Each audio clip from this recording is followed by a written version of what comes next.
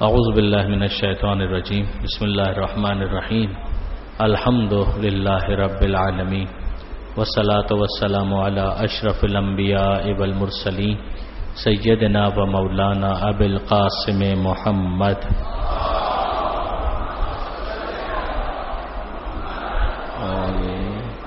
واہل بیتہ الطیبین الطاہرین المعصومین المظلومین المنتجبین المنتخبین المیامین لا سیما للامام المنتظر والحجۃ الثانی عشر واللعنۃ الدائمۃ الباقیۃ علی اعدائہم اجمعین من یوم ظلمہم الی قیام یوم الدین اللہم انا نرغب الیک فی دولۃ کریمہ تعز بها الاسلام واہلہ وتذل بها النفاق واہلہ وتجعلنا فيها من الدعاة إلى طاعتك والقادة إلى سبيلك وترزقنا بها كرامة الدنيا والآخرة رب اشرح لي صدري ويسر لي أمري واحلل عقدة من لساني يفقهوا قولي واجعلني خالصا لوجهك الكريم يا الله صلوات على محمد وعلى محمد.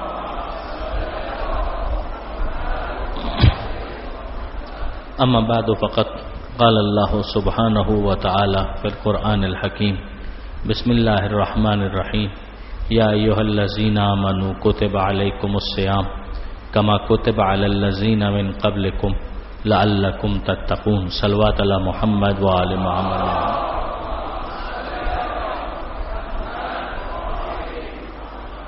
مومنین زیادہ وقت میں قطن نہیں لوں گا اس لیے کہ ابھی اعمال باقی ہیں. 15 سے 20 منٹ کی آپ کو میں زحمت دینا چاہوں گا. آیت میں نے آپ کے سامنے وہ تلاوت کرنے کا شرف حاصل کیا کہ جس کو سننے کے بعد بعض دوستوں کو یہ گمان گزرا ہوگا کہ شاید میں بھول گیا ہوں کہ آج یکم رمضان کی شب نہیں ہے بلکہ شب عید ہے. لیکن یہ میں بھولا نہیں ہوں، میں نے دانستہ اس آیت کی تلاوت کی ہے جانتے بوجھتے، تاکہ ہم اس پیغام کو ریکال کریں کہ جو پروردگار عالم نے اس ماہ مبارک کے حوالے سے قرآن مجید کے اندر محفوظ کیا ہے. آج ظاہر ہے کہ آخری روزہ ہو گیا، اب اس کے بعد عید کا دن ہے. عید کے دن روزہ نہیں ہوتا، عید کے دن دوسری عبادتیں ہیں، مثلا نماز عید ہے، فطرہ ہے اور دوسرے آداب ہیں کہ جو عید کے حوالے سے بیان کیے گئے ہیں. پھر اس کے بعد مستحب روزوں کی گنجائش تو رہے گی باقی دنوں کے اندر، مگر جس کو پروردگار نے ایک فریضے کے طور پر، ایک واجب کے طور پر بیان کیا تھا، وہ اس انداز سے، اس شان سے باقی نہیں رہے گا حکم. تو اب یہ جو ماہ مبارک رمضان ختم ہوا ہے تو پروردگار عالم نے اس ماہ مبارک رمضان میں روزے رکھنے کا جو فلسفہ، جو حکمت بیان کی تھی، جو ٹارگٹ بیان کیا تھا، وہ کیا تھا؟ پروردگار عالم نے یہی ارشاد فرمایا تھا کہ کتب علیکم الصیام، کہ تم پر روزوں کو واجب کیا گیا، کما کتب علی الذین من قبلکم، جس طرح تم سے پہلی قوموں کے اوپر روزوں کو واجب کیا گیا تھا، لعلکم تتقون، شاید اس طریقے سے تمہارے اندر تقوی پیدا ہو جائے. تو اب اس کے بعد جس چیز کو اسیس کرنا ہے وہ یہی ہے کہ آیا وہ تقوی ہمارے اندر پیدا ہوا یا نہیں ہوا، اور اگر تقوی پہلے سے ہمارے اندر موجود تھا تو اس میں اضافہ ہوا یا نہیں ہوا. ہم انٹرنلی اپنے آپ کو کتنا پیوریفائی کرنے میں کامیاب ہو پائے، ہم کتنا اپنے آپ کو پالش کرنے میں کامیاب ہو سکے. تقوی کا مطلب آپ کئی مرتبہ علماء سے سن چکے ہیں، قرآن مجید کے اندر اس کی تشریحات موجود ہیں، نہج البلاغہ کے اندر امیر المومنین نے اس کو ایلابریٹ کیا ہے. خلاصہ سب باتوں کا یہ ہے کہ انسان اپنے نفس کو کنٹرول کرنے میں کامیاب ہو جائے کہ آیا وہ نفس کے قابو میں ہے یا نفس اس کے قابو میں ہے. اگر یہ نفس میرے قابو میں آ جاتا ہے تو پھر یہ بے لگام نہیں ہو سکتا، پھر یہ مجھے ڈکٹیٹ نہیں کر سکتا. پھر اس کا مطلب یہ ہے کہ میں اس کو ڈکٹیٹ کروں گا، جو میں اس سے کروانا چاہتا ہوں یہ اس کی پابندی کرے گا. لیکن اگر یہ نفس میرے قابو میں نہیں ہے بلکہ میں اپنے نفس کے قابو میں ہوں تو اس کا مطلب یہ ہے کہ یہ مجھ پر ڈکٹیشن دینے کا رائٹ رکھتا ہے، پھر یہ مجھے بتائے گا کہ مجھے کیا کرنا ہے. پھر اس کے بعد لہو و لعب ہے، کھیل تماشا ہے، عیاشیاں ہیں، حرام لذتیں ہیں، ان سب کی گنجائش پیدا ہو جاتی ہے جب نفس کا ڈومیننس انسان کے اوپر ہوتا ہے. لیکن ایک مرتبہ اگر نفس قابو میں آ گیا تو پھر اس بات کی گنجائش نہیں ہے کہ وہ مجھے ڈکٹیٹ کر سکے. عید کا دن اس بات کا بہت بڑا ٹیسٹ ہے. کہ آیا یہ نفس قابو میں آیا یا نفس قابو میں نہیں آیا. دیکھیے جب کوئی چیز فیوریبل ہوتی ہے تو بہت ساری سہولیات دے دی جاتی ہیں. مثلا ماہ مبارک رمضان میں پروردگار عالم نے ایک ہمیں بہت بڑا فیور یہ کیا کہ اس مہینے کے اندر شیطان کو بند کر دیا. شیطان کو بند کرنے کا مطلب ہی یہ ہے کہ تمہارے دو دشمنوں میں سے ایک دشمن قید ہو گیا. یعنی بہت سے افراد جو یہ کہتے ہیں کہ جب شیطان بند ہو گیا تو اس کے بعد پھر کیا وجہ ہے کہ گناہ اس مہینے کے اندر ہمیں دکھائی دیتے ہیں. دو میں سے ایک دشمن بند ہوا ہے, دونوں دشمن بند نہیں ہوئے ہیں. ایشو سارا یہ ہے کہ پروردگار عالم نے جو انسان کے نفس کے اندر دونوں چیزیں القا کی ہیں, جو سورہ مبارکہ شمس کے اندر پروردگار عالم ارشاد فرماتا ہے کہ وَنَفْسٍ وَمَا سَوَّاهَا فَأَلْهَمَهَا فُجُورَهَا وَتَقْوَاهَا قَدْ أَفْلَحَ مَنْ زَكَّاهَا وَقَدْ خَابَ مَنْ دَسَّاهَا. اس نفس کی قسم کہ اسے ہم نے کتنا اچھا بنایا. فَأَلْهَمَهَا فُجُورَهَا وَتَقْوَاهَا, تمہارے نفس کے اندر دونوں طرح کا پوٹینشل, دونوں طرح کی صلاحیتیں الہام کر دیا گیا ہے. وہ بلٹ ان ہے. فسق و فجور بھی اس کے اندر موجود ہے, تقوی بھی اس کے اندر موجود ہے. سارا کیس تو اسی کا ہے کہ کون کس کو ڈومیننٹ ہونے کا موقع دیتا ہے. سارا اختیار ہمارے پاس ہے کہ ہم اس کو اوپر لے آئیں یا اس کو اوپر لے آئیں. فَأَلْهَمَهَا فُجُورَهَا وَتَقْوَاهَا, خدا کی طرف سے الہام شدہ, ودیعت شدہ, ڈپازٹڈ پوٹینشل جو ہمارے اندر ہے وہ فسق و فجور کا بھی ہے, تقوی کا بھی ہے. قد افلح من زکاہا, پروردگار فرماتا ہے کہ کامیاب وہ ہے کہ جو اس کو پاک کر دے. تو پاک کرنے کا مطلب یہی ہوگا کہ فسق و فجور کے اوپر تقوی کو غلبہ عطا کرے. وقد خواب من دساہا, الٹا کرو گے تو ناکام ہو جاؤ گے کہ فسق و فجور جو ہے وہ اوپر آ جائے, تقوی نیچے چلے جائے. تو اس مہینے کے اندر خدا نے جو خاص احسان کیا وہ یہ کہ جو شیطان باہر سے مہمیز دیتا تھا, جو باہر سے شیطان کی طرف سے وسوسے تھے وہ نہیں آئیں گے, وہ شیطان کی طرف سے نہیں آئیں گے. اس کا ریزن یہی ہے کہ وہ قید میں ہے. لیکن جو اندر معاملہ ہے وہ تو بالآخر انسان نے خود ہی اس کو آپریٹ کرنا ہے. آپ کاروبار کے اندر بھی دیکھتے ہیں تو مجھے یاد ہے MBA جب میں کر رہا تھا, میں کئی مرتبہ یہ بات کہتا ہوں کہ میں پریکٹسنگ MBA نہیں ہوں, لیکن بہرحال تھیوریٹیکلی جو بھی تھوڑا بہت پڑھا تھا, کچھ انٹرنل رسک ہوتا ہے, کچھ ایکسٹرنل رسک ہوتا ہے, کچھ اندرونی رسک ہوتے ہیں, کچھ بیرونی رسک ہوتے ہیں. اگر آپ وطن کے اعتبار سے بھی دیکھیں, پاکستان کے اعتبار سے اندرونی خطرات اور بیرونی خطرات, تو دونوں محاذوں پر لڑنا ہوتا ہے. اگر آپ مثال کے طور پر فارن پالیسی درست کر لیں لیکن آپ کا جو انٹرنل ہوم منسٹری کا جو ایشو ہے وہی خراب ہے, تو اس کے بعد اندر تو گڑبڑ ہو رہی ہے. آپ مثال کے طور پہ گھر کے اندر صفائی نہ رکھیں تو باہر کتنی ہی صفائی ہو تو باہر سے جراثیم نہیں آئیں گے, لیکن گھر کے اندر جو کچن خراب پڑا ہوا ہے, جو گھر کے اندر آپ کے کچرے کے جو برتن ہیں یا کچرے کا جو ربش بن بڑی ہوئی ہے اس کی آپ صفائی نہ کریں تو وہ باہر تو وہ جمعدار آ کر اٹھانے کے لیے تیار ہے کہ باہر کا تو ہم نے سیٹ اپ ٹھیک کر لیا, لیکن جو اندر گڑبڑ پڑی ہوئی ہے اس کا کیا ہوگا؟ یہ جو اندر گند ہے اس گند کو تو نکالنا پڑے گا. بالکل اسی طریقے سے شیطان خارجی اس قوت کا نام ہے کہ جو انسان کے اندر کو انفلوئنس کرنے کی کوشش کرتا ہے. دنیا میں وہ اپنا کام کرے گا, لیکن اس ماہ مبارک رمضان میں پروردگار عالم نے یہ کام کیا کہ اس کو قید کر دیا. اس کا مطلب کیا ہے کہ بیرونی طور پر اس کی طرف سے جو گڑبڑ تھی وہ سٹاپ ایک مہینے کے لیے, لیکن اندر جو گند پڑا ہوا ہے کہ یہ تو بہترین موقع تھا کہ انسان ایک محاذ پر ڈٹ کے اندر ہی اپنے نفس کو کنٹرول کر لیتا. لیکن ہوتا کیا ہے برادران عزیز کہ انفارچونیٹلی اگر یہ اندر کے نفس کی گندگی یہ صاف نہ ہو پائے, وہ جو فسق و فجور ہے وہ اگر کنٹرول نہ ہو پائے تو ہوگا کیا؟ ہوگا یہی کہ جیسے ہی شیطان آزاد ہوگا یہ نفس اس کے استقبال کے لیے دوڑے گا. جیسے آپ نے کبھی دیکھا ہو کہ کسی پارٹی کے رہنما کو قید کر دیا جاتا ہے اور پھر اس کے بعد کسی وجہ سے اس کو آزاد کیا جاتا ہے تو آپ چاکنگ دیکھتے ہیں کہ چلو چلو فلاں دن چلو, سینٹرل جیل چلو, استقبال کے لیے چلو, ہمارا لیڈر جو ہے وہ رہا ہو رہا ہے اس کے استقبال کے لیے چلو.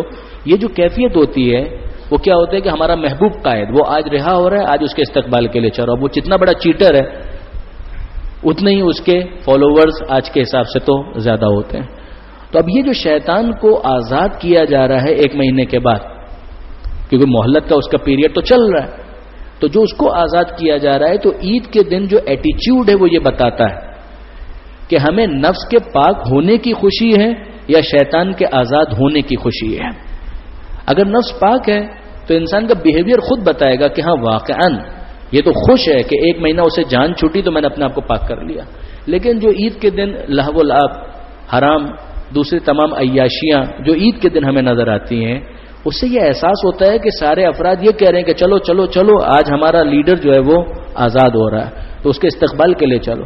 تو اس کے استقبال کے لیے انہی عیاشی کے مقامات پر انسان جائے گا اور سارے کام بھی وہی ہے کہ جو وہ کرے گا.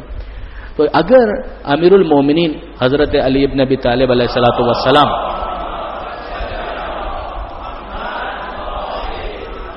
اس پورے کانٹیکسٹ میں مولا کے اس فرمان پر خاص توجہ کرنی چاہیے کہ کل یوم لا یصلی فیہ فہو عید، کہ ہر وہ دن کہ جس میں خدا کی معصیت نہ کی جائے وہ عید کا دن ہے. دوسرے الفاظ میں کیا مطلب ہوا اس کا کہ اگر عید کے دن بھی اگر خدا کی معصیت کی جائے تو پھر وہ دن عید کا نہیں رہتا. عام دن اگر خدا کی معصیت نہ کی جائے تو وہ عید کا دن بن جائے گا، اور عید کے دن اگر معصیت پروردگار کی جائے تو پھر وہ عید کا دن بھی عید کا نہیں رہے گا. آج کی رات شب قدر سے کم نہیں ہے، یہ بات ذہن میں رکھنے والی ہے کہ آج کی رات کو ایون مفاتی میں آپ دیکھ لیں تو یہ روایت آپ کو مل جائے گی کہ آج کی رات شب قدر سے کم نہیں ہے. اور شب قدر کے بارے میں پھر ہمیں ایک احتمال ہوتا ہے کہ پتہ نہیں یہ والی ہے یا یہ والی ہے یا والی 19 21 23، لیکن اس میں تو کوئی صرف چاند کا تھوڑا بہت ایشو اگر آپ لے آئیں لیکن اپنی جگہ پر اگر اسٹیبلش ہو تو آج کی رات جو ہے وہ شب قدر سے کم نہیں ہے. احتمال قوی ہے کہ آج کی رات جو ہے وہ شب عید ہے. اس اعتبار سے یہ رات عید کی رات ہونے کے ساتھ ساتھ فضیلت میں شب قدر کے ہم ردیف ہے، اس کے برابر ہے. تو اس اعتبار سے اس رات کو تو ضائع ہونا ہی نہیں چاہیے. میں نہیں کہتا کہ خوشیاں نہ منائے انسان، خوشی منانا چاہیے کہ پروردگار نے توفیق دی، لیکن اس بیک گراؤنڈ کو ذہن میں رکھتے ہوئے کہ خوشی اس بات کی ہے کہ نفس کنٹرول میں آیا، خوشی اس بات کی ہے جو روزوں کا وظیفہ خدا نے رکھا تھا اس ذمہ داری کو ہم نے ادا کیا، امید اس بات کی ہے کہ پروردگار ان عبادتوں کو اپنی بارگاہ میں قبول کرے گا. انشاءاللہ ہمیں پروردگار کی رحمت سے امید ہے. برادران عزیز، ورنہ انصاف سے مجھے بتائیے آپ میں سے کون ایسا ہے جو یہ دعویٰ کر سکے، آپ کون یہ دعویٰ کر سکتا ہے کہ ہم نے روزوں کا حق ادا کر دیا؟ ہم کون یہ کہہ سکتا ہے کہ ہم نے تلاوت قرآن کا حق ادا کر دیا، دعائیں ہم نے پڑھی تو دعاؤں کا حق ادا کر دیا؟ حق تو جو وارثان قرآن ہے وہ ادا کر سکتے ہیں اور وہ ادا کرتے ہیں، مگر جہاں تک ہمارا آپ کا تعلق ہے ہم ناقص لوگ ہیں، ہم کمزور لوگ ہیں. خلق الانسان ضعیفا، ہم کمزور لوگ ہیں، ہم ناقص لوگ ہیں. ہم تو اپنی سی کوشش کرتے ہیں. پروردگار کا یہ تو لطف ہے کہ اس نے مسلح پر آنے کی اجازت دی ہے، ورنہ انصاف سے آپ مجھے بتائیے کہ اگر آپ کے گھر پر کوئی ایسا مہمان آ جائے کہ جس کو آپ کے دروازے پہ آنے کے آداب معلوم نہ ہو تو آپ پسند بھی نہیں کریں گے کہ وہ آپ کے دروازے پر آئے. ہم گنہگار لوگ ہیں، ہمیں واللہ خدا شاہد ہے اس بات کا کہ اس بات کا اعتراف ہے کہ اے پروردگار تیرے مسلح پر آنے کی ہمیں تمیز بھی نہیں ہے کہ ہم کس طریقے سے تیری بارگاہ میں آ کر عرض ادب کر سکیں. ہمیں نہیں آتا تو اس سے دعا مانگنا. اے پروردگار ہمیں تیری بارگاہ میں یا اللہ کہنے کی بھی تمیز نہیں ہے کہ ہم کس طرح سے یا اللہ کہہ سکیں. یہ تو تیرا احسان ہے، یہ تو تیرا لطف ہے، تیرا کرم ہے کہ تو نے اس بات کی اجازت دی ہے کہ ہاں تم میرے بندے ہو، مجھے تمہاری کمزوریوں کا احساس ہے، مگر ہو تو میرے. یہاں پر ایک مرتبہ پھر وہ مثال پوری قوت کے ساتھ صادق آتی ہے کہ بچے کو ماں سے بات کرنا نہ بھی آئے تو ماں کو بہرحال بچے کا پکارنا پسند آتا ہے. ماں پسند کرتی ہے کہ بچہ مجھے پکارے، چاہے وہ صحیح طرح سے نہیں پکار سکتا مگر اس کے باوجود وہ پسند کرتی ہے. جو خدا ماں سے کئی گنا زیادہ محبت کرنے والا ہے وہ بھی پسند کرتا ہے کہ میرے بندے آؤ، کوئی بات نہیں تمہیں نہیں آتا، آؤ سیکھو سمجھو مجھ سے بات کرو. تو جو ٹوٹی پھوٹی عبادتیں ہم نے کی ہیں، جو ناقص عبادتیں ہم نے کی ہیں، ہم تو خدا سے یہی دعا مانگیں گے نا کہ پروردگار ہم ناقص، ہماری عبادتیں ناقص، روحانی اعتبار سے ہم ٹوٹے پھوٹے ہیں، ہماری عبادتیں بھی ٹوٹی پھوٹی ہیں، مگر تو کامل ہے، تیری رحمت کامل ہے. تو اپنی کامل رحمت کے طفیل ہماری ناقص عبادتوں کو ناقص نہیں مکمل اپنی بارگاہ میں قبول فرما.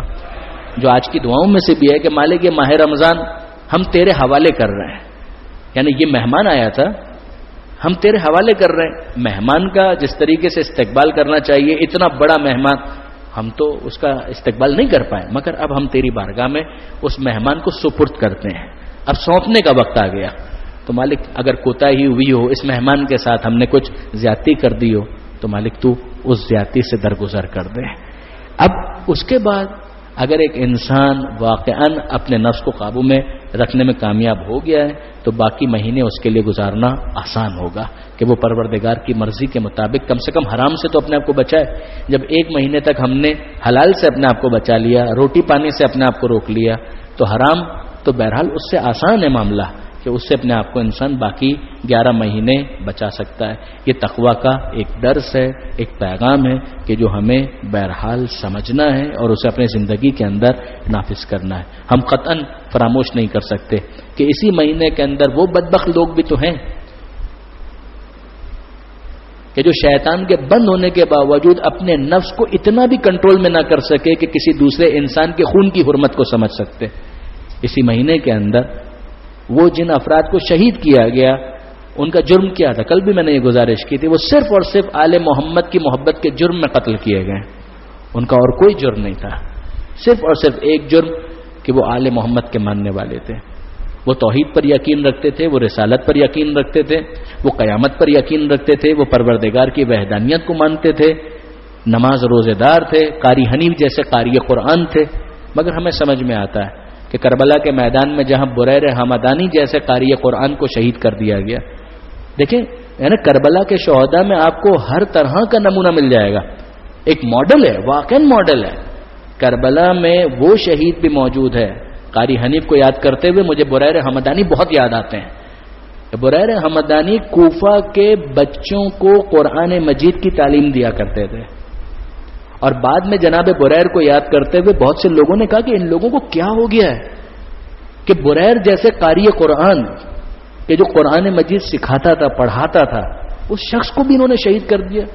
انہیں یہ تو سوچنا چاہیے تھا کہ یہ شخص جب میدان میں نکلا ہے تو کیا ایسی بات ہوگی کہ یہ میدان میں نکلا ہے، اور ہم دیکھتے ہیں کہ واقعہ ہے. مگر پھر ہمیں کیا حیرت ہونی چاہیے، قاری قرآن تو پھر بھی بہت چھوٹا معاملہ ہے، یہ وارث قرآن کو بھی قتل کرنے کے لیے آمادہ اور تیار رہتے ہیں. یہ تو وارث قرآن کو قتل کرنے میں بھی ان کو کسی قسم کا پس و پیش نہیں ہے. جب حسین مظلوم جیسا وارث قرآن کہ جس کا سر تن سے جدا ہو کر نوک نیزہ پر بلند ہو کر قرآن مجید کی تلاوت کرتا ہے، یعنی ہین حیات، ظاہری حیات کے اندر قرأت کرنا وہ تو ایک شرف ہے، مگر یہ تو وہ ہے کہ جو نوک نیزہ پر تلاوت قرآن کرتا ہے، یہ اس کو بھی قتل کر دیتے ہیں اور اس کے اوپر انہیں کسی قسم کی شرمندگی نہیں ہوتی ہے. تو ہمیں کیا حیرت ہونی چاہیے. ہاں افسوس ضرور ہوتا ہے، جو کل بھی میں نے گزارش کی تھی کہ نہ حکومت اپنی رٹ قائم کرنے میں سنجیدہ ہے اور نہ ہی اس سو کالڈ چیف جسٹس صاحب کو کہیں پر سو موٹو لینے کی توفیق ہوتی ہے. چھوٹی چھوٹی باتوں کے اوپر تو انہیں اندازہ ہوتا ہے کہ ہاں اس پہ سو موٹو لینا چاہیے، مگر یہاں قاریان قرآن کے گلے کاٹ دیے جائیں تو انہیں کوئی فرق نہیں پڑتا. یہ المیہ ہے اس وطن عزیز پاکستان کا. بہرحال پاکستان کی تو ہم سلامتی ہی کی دعا مانگتے ہیں، مگر جو ہمارے حکمران ہیں ان کی حرکتیں ایسی نہیں ہیں کہ جس کے بعد پھر وطن سلامت رہ سکے. بہرحال دعا کرتے ہیں پروردگار سے کہ مالک پاکستان کی بھی حفاظت فرما اور پاکستان کے حکمرانوں کو توفیق دے کہ وہ کم سے کم شہریوں کے بنیادی حقوق کا تحفظ کر سکیں. اے پروردگار تجھے واسطہ محمد و آل محمد کا آج کی عبادت اور ماہ رمضان کی عمومی طور پر تمام عبادتوں کو اپنی بارگاہ میں قبول فرما. اور اے پروردگار ہمارے شہداء کے درجات بلند ہیں، انہیں سید الشہداء کے ساتھ محشور فرما. ہمارے زمانے کے امام کے ظہور میں تعجیل فرما. غیبت کے زمانے میں اپنی ذمہ داریاں پوری کرنے کی توفیق عطا فرما. تمام علماء کرام، مراجع اعظام، مقام معظم رہبری انقلاب اسلامی کی حفاظت فرما. اس انقلاب کو زمانے کے امام کے انقلاب سے متصل فرما. اے پروردگار تیرے امام کا وفادار رہنے کی توفیق عطا فرما. امامت کے جھوٹے دعوے داروں سے بیزار رہنے کی توفیق عطا فرما. اے پروردگار ہمیں امام زمانہ کے نام پر جان دینے کی توفیق عطا فرما. حضرت کے ظہور میں تعجیل فرما، ہمیں ان کے اعوان و انصار میں شمار فرما. بسم اللہ الرحمن الرحیم. اللہم کل ولیک الحجۃ ابن الحسن صلواتک علیہ وعلی آبائہ فی ہذہ الساعۃ وفی کل ساعۃ ولیا وحافظا وقائدا وناصرا ودلیلا وعینا حتی تسکنہ ارضک طوعا وتمتعہ فیہا طویلا. اکبر